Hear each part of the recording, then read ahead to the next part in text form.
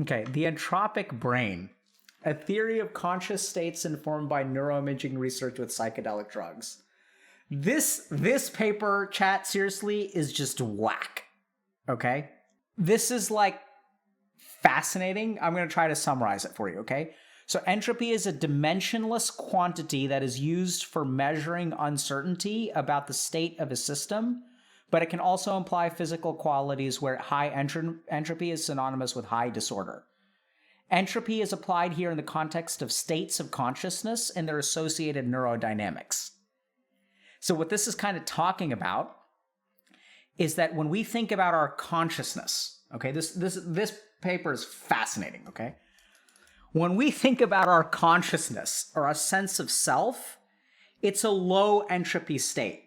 I am this, okay? Like Dr. K is this. You are this. You are successful, you're a failure, you're awesome, you suck, whatever, but you are something. That's your identity. So what this paper talks about is that like when you use psychedelics, you create a state of high entropy of the self. So the self becomes like disorganized and diffuse. And so when people talk about like, you know, being connected to other people and that their sense of self kind of breaks down and they realize they're like connected with the universe, it's like a high entropic state of consciousness. It's whack, man. Like the research on this stuff is just so fascinating. So when someone's talking about ego death, absolutely, right? So in moksha or enlightenment, ego death happens. And so like you are no longer you, but you are like one with the universe. And we can say those words, but it doesn't make any sense until you experience it in a state of consciousness. And the neuroscience behind this stuff is fascinating. Once again, don't do drugs, chat. I'm serious. Because I don't know if you guys get this, but shattering your sense of self can sometimes leave you traumatized. So don't do that. Like really, like the point of showing you guys these papers is to demonstrate this is not something to play around with. Okay, so someone's asking, what about microdosing? Okay, look. So let's just talk about this for a second, okay?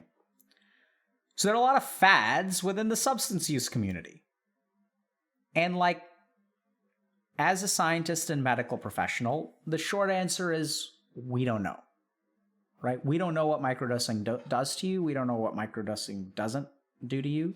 We just don't know, right? So like, I know that a lot of people like just think about this for a second, right? If you guys are like pro microdosing, is that safe? How do you know? Oh, like people are doing it now. Really? Does that make something safe if people are doing it now? Like, I don't think so, man. So I know that like a lot of people think that stuff is okay, but it just depends on what threshold you want to use when you like stick something in your body repeatedly for a long period of time. I don't know, like what are the long-term effects of microdosing? No one knows because I think microdosing is relatively new. What is microdosing going to do to your brain a year from now, 10 years from now? We don't know. So I would strongly encourage y'all when it comes to using substances and stuff like that to do so under the guidance of a medical professional. And I don't say that just because it's like medical professional monopoly, right? It's like there's a reason for that, man. Because the people for whom microdosing ends up going bad are the ones that I end up seeing in the emergency room. And I have a bias there too because all the people for whom microdosing does well never wind up in the emergency room. So what I see is like the worst cases. So there's like a bias both ways. I'm not disagreeing with that. I'm not saying I'm objectively correct. What I'm saying is that if you look at science will study this stuff and look at like 15,000 people who microdose, and then we'll say, oh, here's what appears to float to the surface. So I would say like trust in science and trust in medicine. Right? But what happens to them? Who knows? Do they have a higher risk of anxiety? Do they have a higher risk of depression? Do they have a higher risk of being promoted? Like, we just don't know, right? And this is what happens if people just discover something and it makes them feel good, right? Your brain absolutely loves it, which is why everyone's doing it. So it can't be bad, right? Kind of like when cocaine was in Coca-Cola. Tastes delicious, gives you energy. There are no downsides. Let's do it. Right? Gotta be careful, chat.